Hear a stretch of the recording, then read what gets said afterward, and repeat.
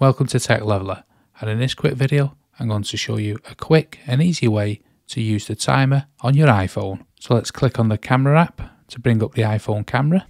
So now we have the camera app up. What you want to do is set up the shot, leaving room for you to then enter the shot. Now what we want to do is tap this little arrow icon here in the middle at the top, and this will bring up this list of options across the bottom here.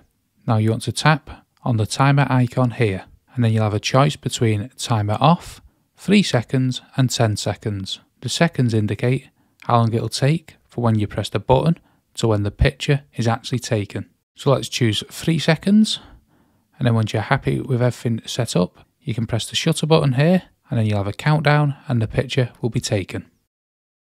Let's change how long it takes to take a picture to 10 seconds. What this extra delay allows is that you can now either put an object or yourself within the frame, and when it takes the picture, as it has done now, the object or yourself will be within the picture. Something to keep in mind is that once you've turned the timer on, it'll always remain on for all your up and coming pictures.